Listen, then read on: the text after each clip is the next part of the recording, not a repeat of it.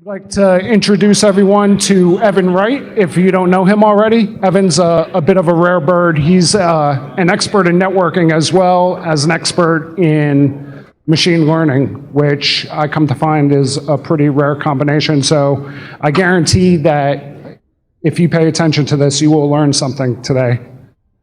Maestro. Thank you.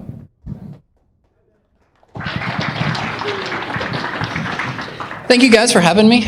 So I am coming to you guys today from a company called Anomaly, and basically we are a threat intelligence platform company that tries to integrate threat intelligence with various cybersecurity devices like SIEMs and that type of thing. So we're really interested in sort of the data reduction problem of helping you find useful things, and so machine learning comes up a lot in the type of work that I do, especially trying to kind of whittle down data sources. So went to RSA, and everybody in security is kind of advertising, we do machine learning this or that. So I thought it'd be good to talk a little bit about this, the state of machine learning today. And so it seems like there's two camps. There's basically the camp on the left, which is, machine learning's great, right? It'll help us help our old people get assistance, right? Where they otherwise wouldn't have been able to afford care to keep them doing well, right? So kind of machine learning and applied to the physical space of using robots. So then there's that great side of it, which is kind of the left. And then there's they're the optimists on the left. But then the other contrast is you could call them pessimists, or you could call them the security community or the privacy community. But right, it's wow, killer robots and cyber mafia and all these types of things. So this is the usual question that gets discussed is increased robot sort of intelligence, if you will. Is it a good thing or a bad thing? And I don't think that's a real productive conversation to the most part because everyone's already having it.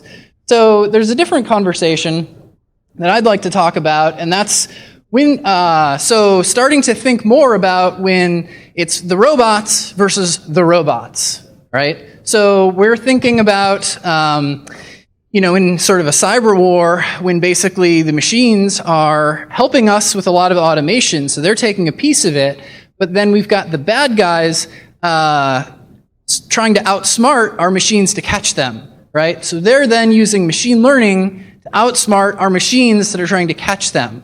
So that's kind of the general idea. So that's so here's the outline for the talk. First, I'm going to go over common problems of how we're using machine learning in society in general today. Then I'm going to go into what is machine learning, because unless you find it relevant, you don't care what it is. At least I don't. Then I'll start talking about this thing called adversarial machine learning, which is really the focus of the talk today. Getting into some demonstrations about what of use cases of adversarial machine learning that have already existed. Some real-world examples of bad guys avoiding security detection mechanisms, and then we'll get into adversarial machine learning defenses, and then a couple destructive adversarial machine learning use cases. Right, so machine learning, everyone talks about it, and it's kind of an exciting thing. I mean, a lot of people want a self-driving car. I grew up in Detroit, and I was way too much of a computer guy to appreciate the car-obsessed culture up there. So I don't know about you guys, but I'd be more than happy to give up my car and get driven around. So that was very appealing to me. But there's lots of other much more pragmatic ways that it may appeal to people, right? It's great having our recommendation engines on Netflix. It's great having our recommendation engines on Pandora, as well as online shopping carts. What we're seeing more recently is medical diagnosis starting to get used. There's a company called Modernizing Medicine that's already starting to do some of this. There's a few others as well. Diagnosing diseases based on your symptoms. By looking up kind of pattern and pattern detection, Watson gained a lot of interest in this space of looking through large structured corpora of this. Basically, Watson learned Wikipedia, and it turns out there's a lot of useful things that you can do when you have a robot that can understand your language. as well as used for customer service bots as well, because with customer service, if companies can automate customer service, then companies can do customer service more cheaply in most cases. And then if they can make it usable and friendly, then their customers won't get angry at them. So how are we using machine learning in security? So the past few years, there's been definitely an increase in this. I mentioned RSA just being kind of swamped with all sorts of strong claims of machine learning. I saw some people claiming zero false positives, which is a great way to get data scientists in security to not respect you. So I don't claim that, but I do not respect people that do that. So a few use cases of it is in malware classification to help separate group family 1 from family 2 in malware. This is sort of a large, long-term effort because obviously in security, what differs us as a security community from the community of, like, let's say biology is in biology, when they're trying to detect viruses, morphing or whatever, those viruses are not reading the published papers and reports that describe how we found them and how we're stopping them. So there's a big difference between security and just about all these other domains that we have active humans trying to evade us. And so that fundamentally changes how we need to address some of this. Because machine learning was really designed for situations where you can work in isolation, study some data sets, and then create your sort of predictive model. It was not really designed with the expectation of having an adversary looking over your shoulder and figuring out what you're figuring out as well. So malware classification is one example. Domain generation algorithm detection is another example. I can revisit that briefly a little more later, as well as fast flux domain detection. Keystroke logging to predict user behavior is kind of neat. So I've seen a few different papers in this space where, like, no kidding, monitoring network traffic, an interactive like SSH session, right? It's an encrypted tunnel, you can't see inside, but by using the temporal characteristics of, like, you hit a key and then it sends a few bytes over the network even though it's encrypted, by looking at the temporal characteristics of how fast you're typing things, you can start to model what words people are typing, mostly because of keyboard distance and how people learn some of these things.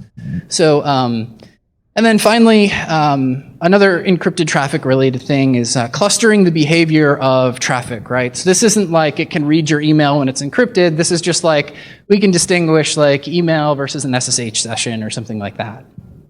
Nonetheless, whenever you can defeat any sort of encryption, that always kind of catches the security community's ear. So if I'm going to talk about machine learning, I should introduce it a little bit. This is really designed to be extremely general. So, and I'm really kind of expecting most of you guys to, like, yeah, I've heard it a few times, but I don't know too much under the hood. So actually, let me just ask, like, how many people in the audience are, like, when they hear machine learning, it's more than just a black box to them? Like, anyone worked on it before? Okay, decent community, probably largely overlapping with the regression poll a few talks ago. So anyway, for the rest of us, this is just a real high-level thing, right? So you may have, imagine you've got like a CSV file. Maybe we're doing spam. So spam is really the quintessential intersection of machine learning and security.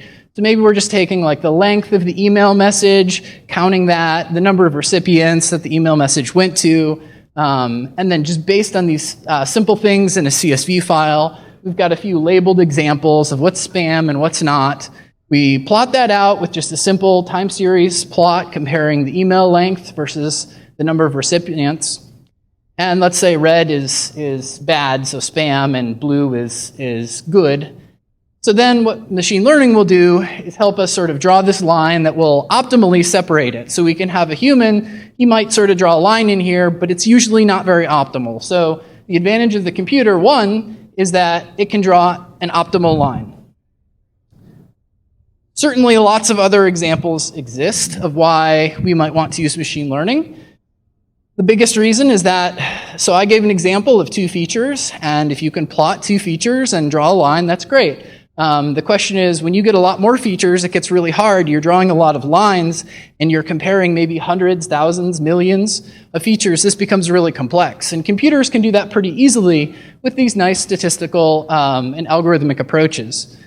Another way that this is helpful is when you're trying to classify multiple things, right? So, what if instead of just spam and benign, we've got or spam and legit on here, we've got phishing and ads, which hit sort of this gray area, which in security we see a lot. The classification of good and bad is not real practical in security. A lot of times there's edge cases like pups and malware, potentially unwanted programs. So that's an example. So as we grow our number of classes, that's another reason why we start getting into the space of too much data for humans to basically draw the line from the CSV data. There's a lot more fancy things we can get into. I really kind of gave you a high-level overview. This is a little word cloud I made, just throwing together some of the common sort of tools of the trade, if you will. And they all are, significant deviations that go into more specifics, but generally follow this sort of approach, conceptually anyway. And so some of the algorithms kind of work differently. Sometimes you're drawing a straight line to separate your data between good and bad. You can get into more math, right? And where you start drawing these kind of clever shapes to separate it. And keep in mind, in our real data, we're using more than 2 dimensions, right? So if you've got 10 dimensions, it starts getting harder to do this as a human. Hundreds or thousands, it's like impossible. So, but the question is, do we have, we can switch to algorithms that will then fit the data more closely. And so this is an important thing, that we can choose algorithms and choose parameters that we pass to the algorithms, so that instead of just drawing this kind of simplistic line here, we can fit the data more closely. There's a trade-off though, because as we fit the data more closely, we may be sort of teaching to the test, if you will, right? And so we talk about this as underfitting, which is when you're not doing a very good job, sort of my straight line example. There was lots of edge cases where they weren't classified correctly. And overfitting, where essentially we just memorize the data set we're trained from. And this is the reason I call it teaching from the test, is if you think through teaching to the test, if you've got your kids in school and they memorize the questions on the exam, they could get 100%. But then in real life, all they did was memorize the questions on the exam, and they don't know anything past beyond that. They're not good at generalizing these concepts to apply to new and similar problems. So this ability to generalize is very important. And when you don't do well with generalizing, we start to call this overfitting. So the common observation is that underfitting is straightforward and obvious, that hey, we didn't classify very well. We got really poor accuracy. Our results are obviously bad. But overfitting also is a problem, because we're sort of teaching to the test.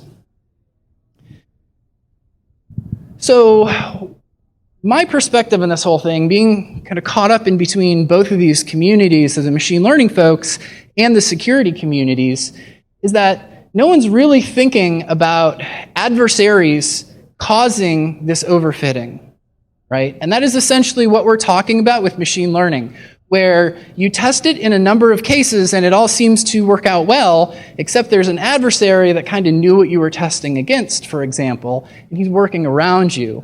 And so part of the challenge is that the data science guys are good at optimizing the score, and they're good at controlling this trade-off between overfitting and underfitting, but they don't really think about the vulnerable points in the process the way that security folks do, right? Security folks like to talk about, oh, well, this is an untrusted data source, I can exploit that, right? And that's not at all the way data scientists think about things. So with the adversarial machine learning case, we really have this situation where nobody's thinking about it, because the security teams think it's machine learning, it's just a black box to me, and then the data scientists just don't have this training to think about how can I exploit this process that is happening. So there's 2 ways to do the adversarial machine learning. So formally they call it causative and exploratory, but I think those are really unstraightforward. In security, we basically call this, pretty much when you think of IDSs, this terminology comes into play a bit more, but poisoning, so that you're understanding how the machine learning process works. You're constructing data to send to it that it trusts, and then distorting how the classification is done, for example, of good or bad traffic. Then evasion is really just straight up IDS evasion for everyone that's familiar with it, but it's looking and seeing how the system works, and then finding outliers to how the current system works, and then exploiting them and constructing those well.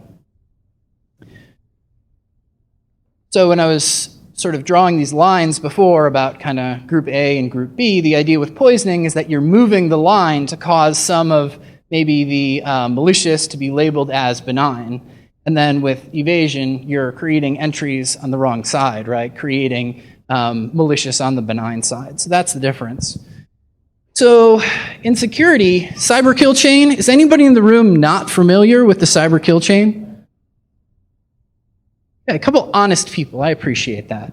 So it's really one of the popular ways to talk about processes in security, where we've got this 7-step process, which is basically like when I was a preteen and I was learning how to pen test, this is what we were doing, we just didn't have a formalization for it. And it's convenient that it was formalized, but it's basically these 7 steps: do some reconnaissance, weaponize, deliver your exploit, and then install it on the system, then create command and control so you can remotely get your information or use it, and then action on your target. So I wanted to talk about adversarial machine learning within this framework, because I'm not aware of anyone that has really thought this way before. So reconnaissance in an adversarial machine learning poisoning situation would look something like, all right, I'm going to go talk to the data scientist and figure out what data he used to train his model. Then if I want to weaponize it, I'm going to study how his model works if I have access to it, and then find poisoning examples. Send the poison examples back as sort of a user feedback. So there is this assumption from a security point of view that we have some ways to influence the system, which, as we'll see in later cases, is much more common in machine learning examples than we would think intuitively, being in the security community. So after we have provided these maliciously constructed poison examples, then the new model will update itself, and that is the actual exploitation. Then the installation is the fact that the new model will overwrite the old model. Command and control is a really interesting one, because I really don't think it applies. There's a couple ways you could think about it, but I think the most straightforward one is to say that it doesn't apply, because your new model is already in the system, and you've kind of assumed some command and control before the process even started for a poisoning attack to occur. So it's kind of more of a requirement to get into it than it is a penultimate step. Then finally, the new system's output is manipulated. You've succeeded. It will now predict based on your fooled training examples.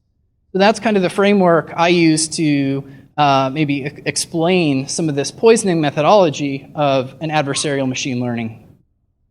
Okay, so adversarial machine learning examples. This section is not focused on in the security community. It's just speaking a little bit more generally about it. So our idea here, in machine learning, they like to use charts like this to explain it. The idea is we've got, let's say red is malicious something, maybe emails, and blue is benign emails. And then our classifier is learned. It figures out, okay, here's my line that separates it pretty well.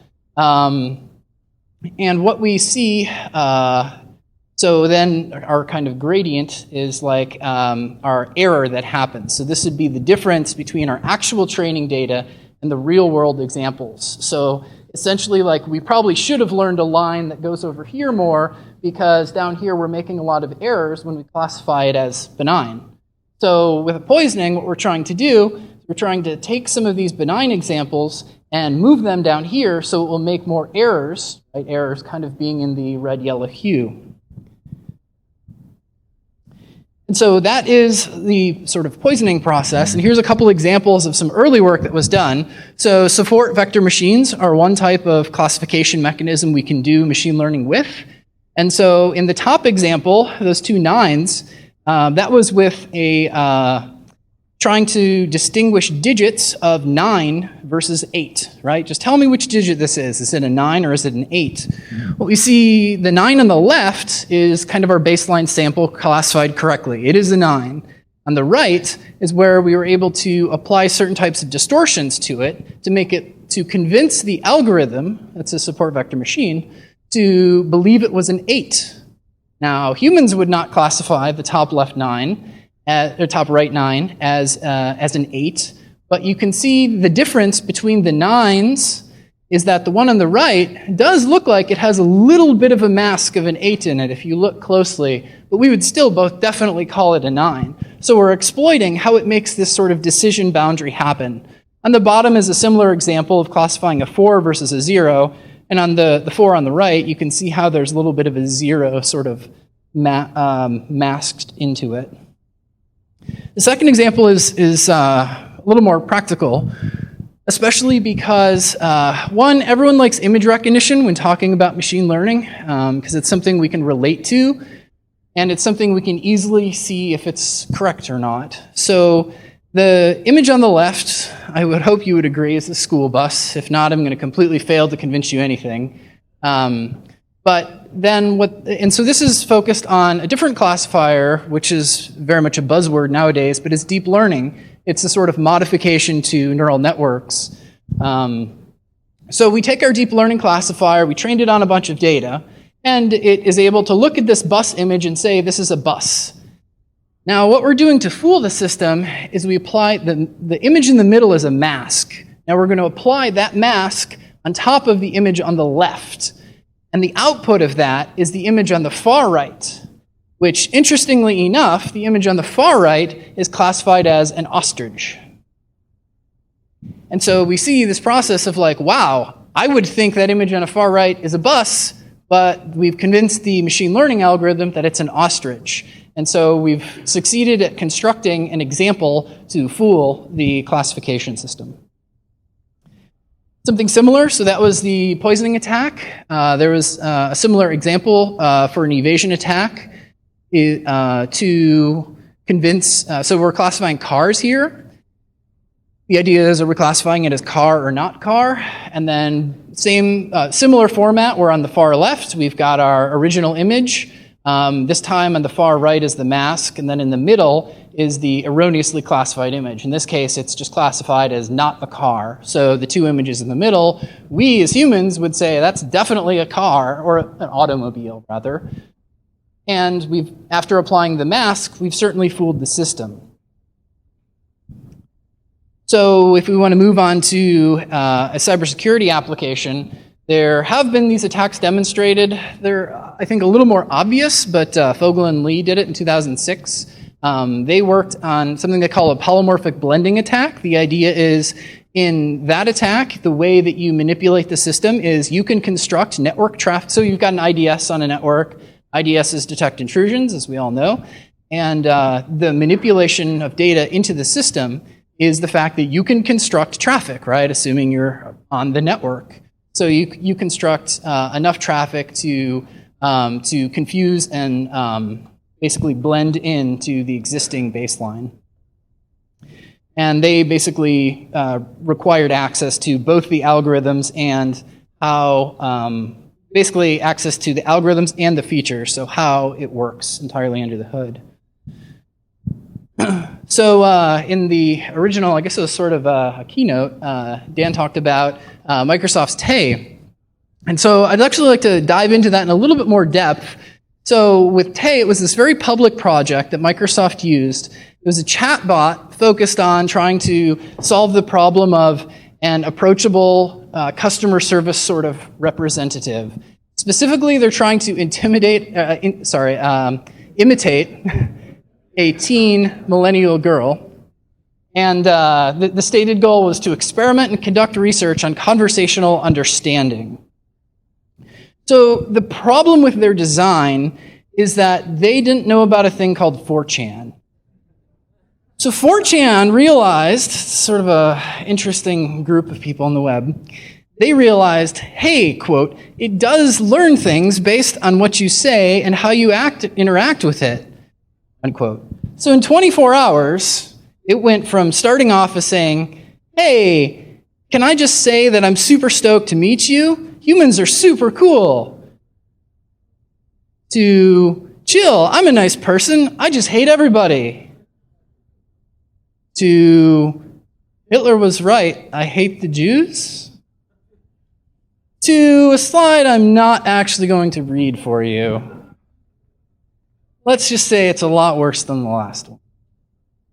So, right. So the problems with Tay's design model is that so much of this is about a difference in expectation, right? The data scientists and machine learning folks are not thinking about, they're assuming that there is sort of a trusted input, and whenever 4chan has access to your input, you can't trust it, right? So that's kind of the lesson that they learned. But I think it's important for the security community to know that there is a pretty large gap in the knowledge of sort of the data science community because they don't understand about untrusted inputs. And so in that sense, from a security perspective, to us, it's really not too dissimilar from sort of a buffer overflow, which also requires the ability to insert data in, or a SQL injection, which also has a trusted vector to input data into as well. And so there's actually a number of similar other companies that are doing similar types of chatbot-related things for the goal of customer service, as I mentioned before. So we have a few of these kind of perspectives that, even though it's machine learning and it seems like it's sort of a different community, we've really got a few big takeaways that are honestly nothing new to the security community. It's just important that we think about our continued principles of security as applying to these machine learning models as well. So first, we've got that security was not baked into the software architecture. You know, you talk to anybody in security and that sort of does system design, and there's all this talk about, oh, if only we thought about security before we started. Like the internet, right? Things would be much different. And with machine learning, the whole workflow and how it's constructed never really considers that you have a malicious adversary involved at all. So the second point is that the training data is assumed to be ground truth. And it's assuming that it represents an actual population of the target data that you want, right? So if you have some training data you train your spam detector on, then your spam detector data that you trained it on should be representative of all of the spam data at large. And one of my huge high-level takeaways in security is that whenever anyone says the word assumption, you should think vulnerability or exploitable, as long as you can violate that assumption. So another way that this applies, economics drives the motivation. So when the economic incentive increases, then the motive for the adversary will increase as well. And so if we haven't seen too many of attacks like this, it's because essentially the economics haven't created the situation to be correct. So if we go back 12, 15 years ago, there were basically very few cyber attacks actually happening. That's because people didn't realize there was all sorts of economic gain to be benefiting from exploiting these systems. So in like the, 15, 20 years I've been in the security community, I think one of the most important takeaways that I've had is that it really all comes down to economics. I'm a super nerdy techie guy that loves to get into the weeds, but really at the end of the day, economics are so key to understanding security. Finally, there's basically hidden data channels so the hidden data channels piece, I think, matters a lot. So with the hidden data channels, I talked about these subtle masks and how you couldn't distinguish the two buses, but then the algorithm thought it was an ostrich. That hidden data channel to insert that mask that you couldn't distinguish is very important, but we've also seen things like that before. So work like steganography, right, which dates back about 2 decades at least, embedding information in images, and the image still looks like there's no additional information added. Another example of this is the work from just a few years ago by Hansbach and Goetz is with the inaudible malware. That's where you have malware that uses your speakers to transmit on a higher frequency than human hearing can allow, and it uses that as a communication channel. So again, this is this notion of hidden data channels, which is also very applicable to the cybersecurity domain.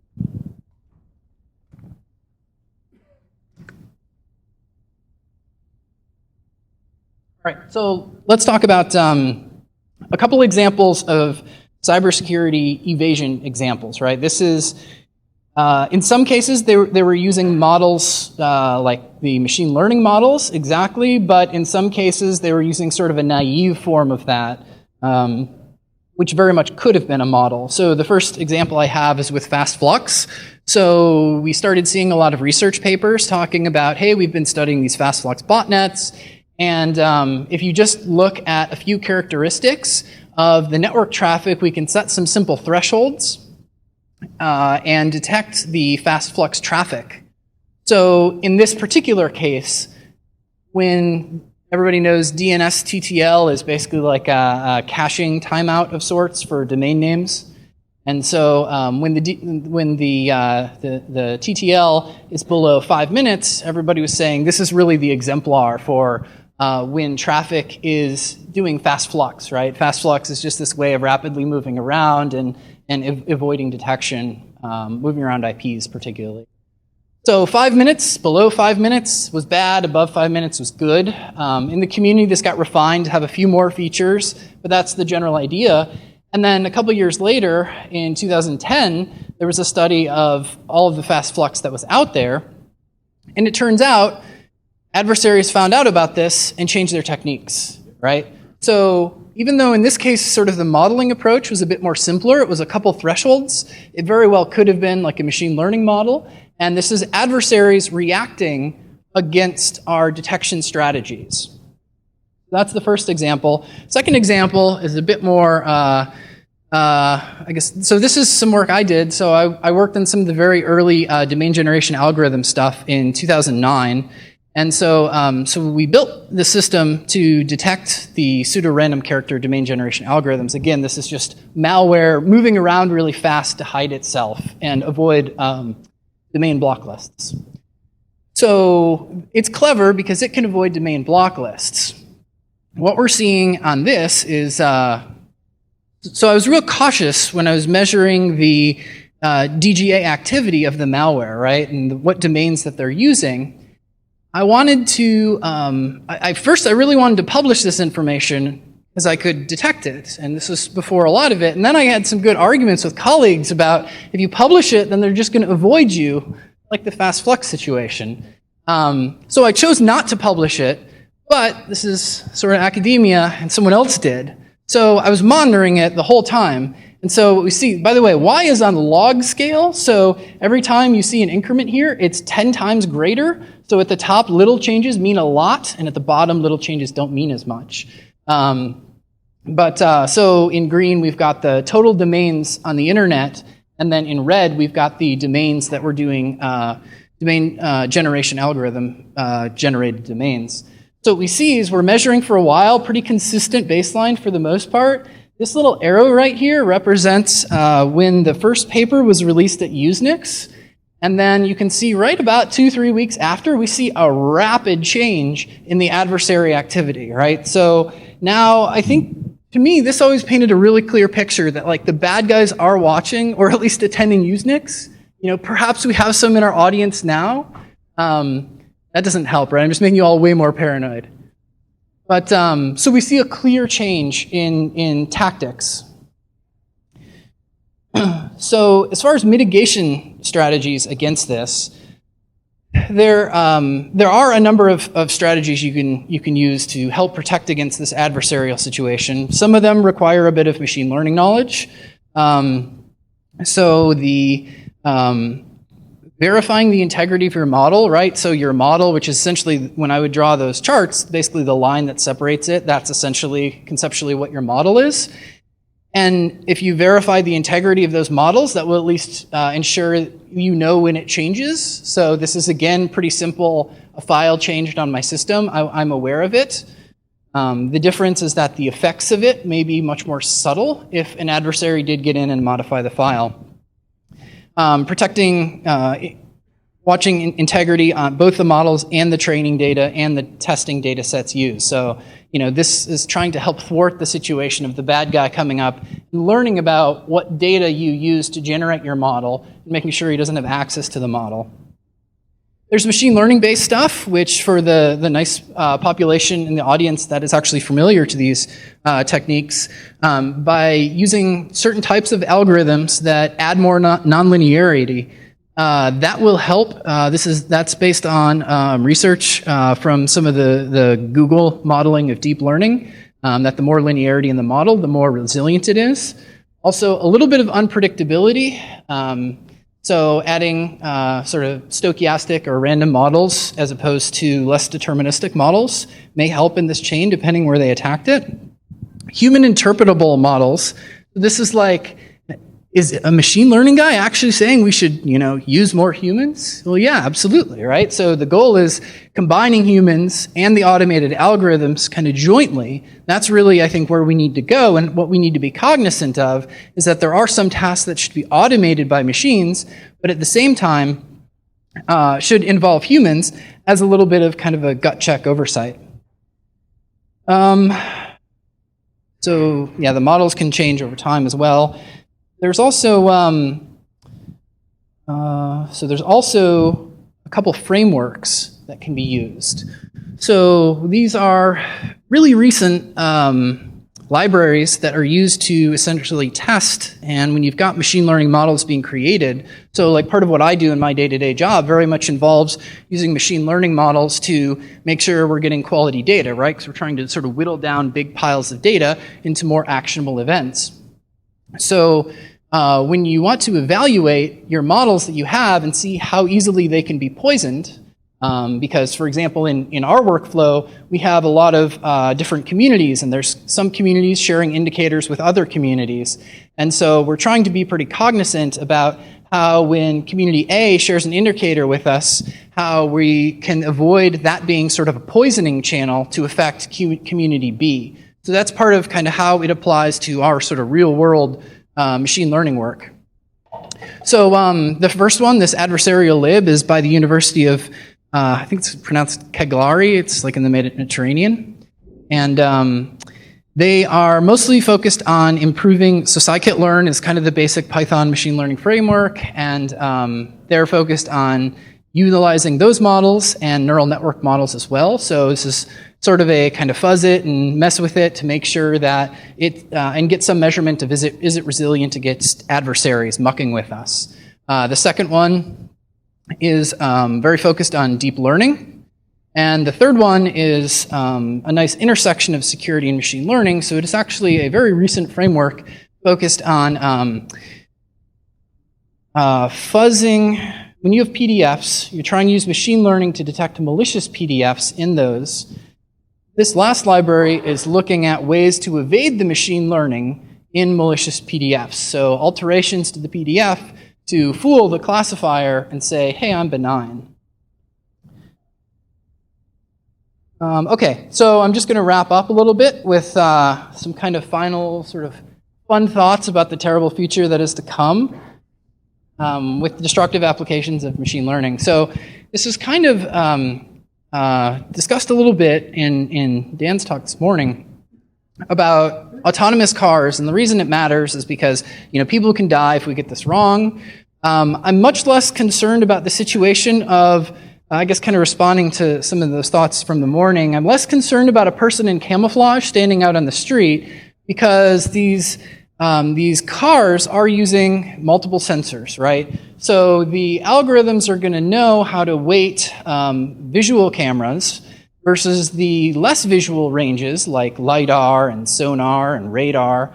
And so there's a pretty darn good chance that if someone's wearing camouflage, one of those non-visual ranges will pick up and the car will still be able to detect that. However, if you made self-driving cars based solely on cameras, which is much more focused, this is actually kind of contrasting like the CMU and Stanford competition in the urban challenge. The Stanford approach is much more focused on cameras in the visual spectrum and less focused on the hardware LiDAR like the CMU approach was. And so I think, obviously at the end of the day, our autonomous cars are going to be more aware of these LiDAR and sonar, these less visible spectrums to us, and we'll be able to account for that. What concerns me more is how they're also being used as a vector for the computer to make decisions. So it's possible to learn how the car works, project an image in LiDAR, sonar, radar as well, fool the car, and then no one on the street will know any different, and then the car could just like crash, right? So like, if you want to do like a clandestine assassination, I think that would be the way to go. So just a couple other, so here's my second use case is, there's a lot of emerging information approaches out there to using doctors to prescribe medicine, and depending on how much you trust the information input to the learning model, that could also be a potential for exploitation if the system isn't designed in a way to kind of ensure the data in it is trustworthy, and then the ongoing model that's used is trustworthy as well. Finally, another good way to, another good motivation for this adversarial machine learning is you've got all these firms that are out there using stock trading to compete with each other, and you can totally manipulate the stock market as your untrusted data vector. If you know how their algorithms work, you can manipulate the stock market to make it think, oh, when this happens, the market will drop or it'll go up, and basically cause the firm to buy into something that's going to go way down. All right, so wrapping it all up, hopefully you kind of are understanding my argument, which has basically been this, that these attacks can occur, right? I showed you the ostrich and bus examples. Also, I'm making the point that in cybersecurity, attackers adapt to these defenses. We talked about fast flux and DGA. And then finally, the point, believe it or not, is that there's increased ML usage by security companies. And I'm really just basing that by talking to different vendors and what I've seen at conferences and so forth. So if you believe these three premises, I think there is a recipe for advanced attackers pretty much only to do adversarial machine learning. But as we've seen with things like exploit kits, you can take real complicated steps and commoditize those. So in the future, maybe in 10, 15 years, we may see people using these adversarial machine learning frameworks and sort of an exploit kit to fool vendors. So just some things to be on the radar for the future. So with that, I have like 2 or 3 minutes, and I would certainly be happy to take questions. Yeah, in the front. Something I noticed interesting from the data, you saw the opponent respond to a changed environment in a 2-week time span. Mm-hmm. If you look at the length of time to respond to changes, take government, take most of our industries, we're talking years or better. Yeah. Now, that would bode ill for us coming out on top of it. Yeah. Interesting, good point. So the point from the gentleman in the front row is that in this time frame, we just see it being like 2 or 3 weeks from when the paper was released to when the adversary shifted their techniques. And 2 or 3 weeks is pretty fast for most organizations, like way fast for government. But I think the point is that the economics are aligned so that adversaries move fast, right? So adversaries move at like Silicon Valley speed, not at like government speed, if you will. Since I've worked in both, I can kind of say that. Any other questions?